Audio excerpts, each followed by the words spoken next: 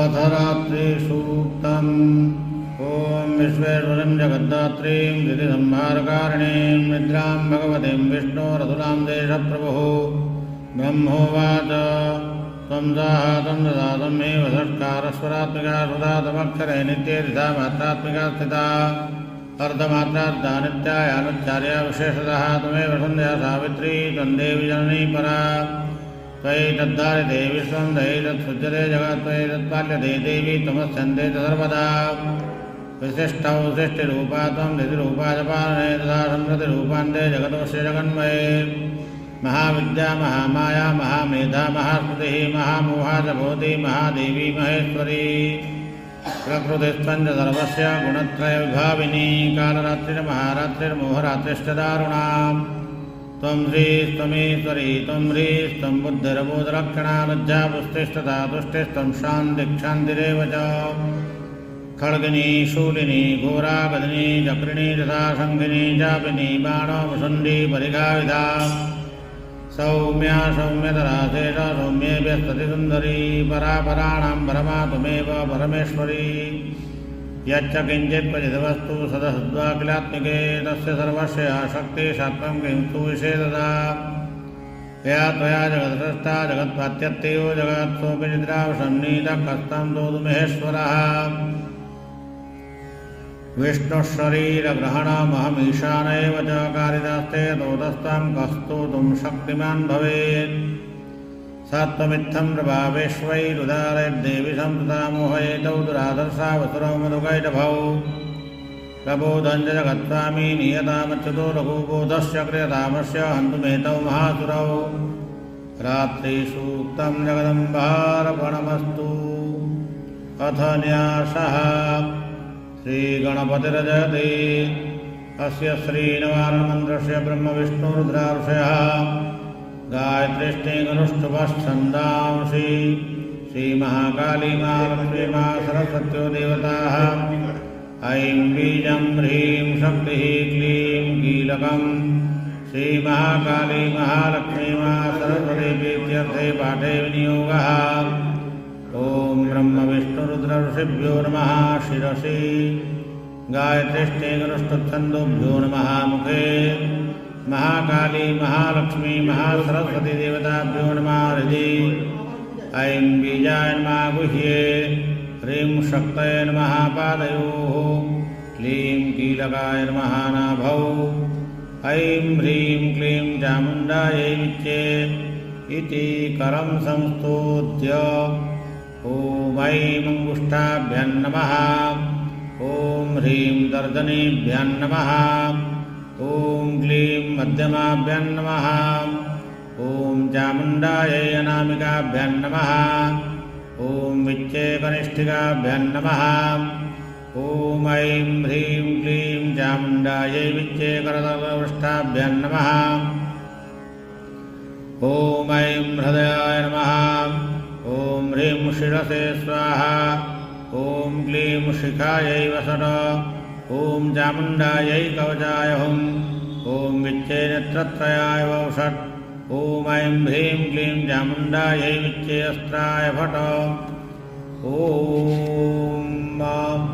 ऐं नमः शिखायां ॐ ह्रीं नमः दक्षिणनेत्रे ॐ क्लीं नमः वामनेत्रे ॐ चां नमः दक्षिणकर्णे ॐ मुं नमः वामकर्णे ॐ डां नमः दक्षिणनासापुटे ॐ ऐं नमः वामनासापुटे ॐ भीं नमः मुखे ॐ चैं नमः गुह्ये अष्टवारं व्यापकम् ॐ ऐं ह्रीं क्लीं चामुण्डायै विच्चेति मन्त्रेण ॐ ऐं प्राच्यै नमः ॐ ऐं आग्नेयै नमः ॐ ह्रीं दक्षिणायै नमः ॐ ह्रीं नैऋत्यै नमः ॐ क्लीं प्रतीच्यै नमः ॐ क्लीं वायव्यै नमः ॐ चामुण्डायै उदीच्यै नमः ॐ चामुण्डायै ऐशान्यै नमः ॐ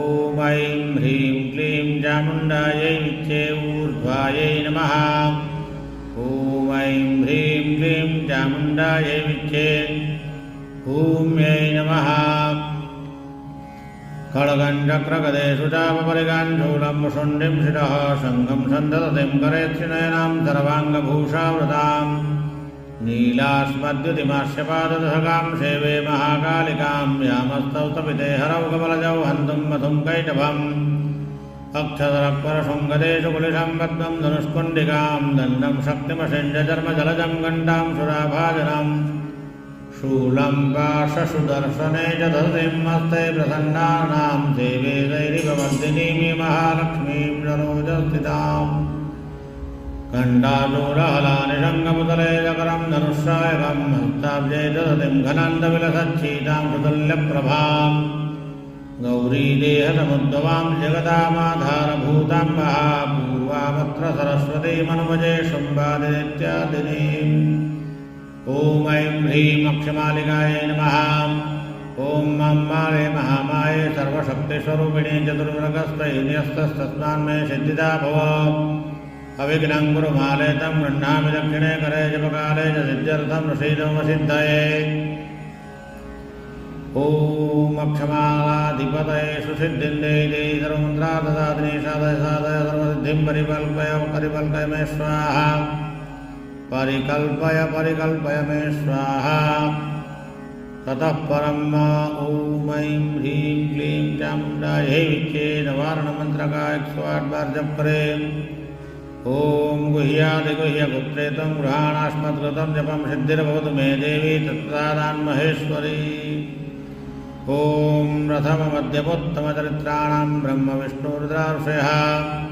श्रीमहाकाली महालक्ष्मी महासरस्वत्यो देवताः गायत्रीष्ठेकनुष्टुपश्चन्दांसि नन्दा शाकम्भरी भीमाशक्तयः रक्तदन्तिका दुर्गा भ्रामर्यो बीजानि अग्निवायुसूर्यास्तत्त्वानि ऋग्यजुस्सामवेदाध्यानानि सकलकामनासिद्धये श्रीमहाकाली महालक्ष्मी महासरस्वती देवता विद्यर्थे जपे न्यासे विनियोगः। ॐ खड्गिनी शूलिनी घोरा गजनी चक्रिणी सा शङ्खिनी चापिनी बाणापशुण्डी परिघायुधा अङ्गुष्ठाभ्यां नमः हृदयाय नमः। ॐ शूलेन पाहि नो देवी पाहि खड्गेन चाम्बिके घण्टास्वनेन नः पाहि चापज्ञानेश्वरेण च तर्जनीभ्यां नमः शिरसे स्वाहा। ॐ राज्यां रक्षपतीच्यां च दण्डिके रक्ष दक्षिणे ब्राह्मणेनात्मशूलस्य उत्तरस्यान्दधेश्वरी मध्यमाभ्यां नमः शिखायै वसत। ॐ सौम्यानि यानि रूपाणि त्रैलोक्ये विचरन्ति ते यानि चत्यर्थघोराणि तैरक्षास्मांस्तथा भुवम् अनामिकाभ्यां नमः कवचाय हुम्। ॐ खड्गशूलगदादीनि यानि शास्त्राणि त्र्यम्बिके करपल्लवसङ्गीनि तैरस्मान् रक्ष सर्वतः कनिष्ठिकाभ्यां नमः नेत्रत्रयाय वौषट्। ॐ सर्वस्वरूपे सर्वेदे सर्वशक्तिसमन्विते वैव्यस्त्राहि नो देवी दुर्गे देवी नमोऽस्तु ते। करतलकरपृष्ठाभ्यां नमास्त्राय फट् विद्युद्दामनमप्रभां मृगपदे स्कन्दस्थितां भीषणां कन्याभिक्करवालधेटविलसद्दस्ताभिलाषेवितां हस्तैश्चक्रगदासिकेटविशिखां चापं गुणं तर्जनीं बिभ्रा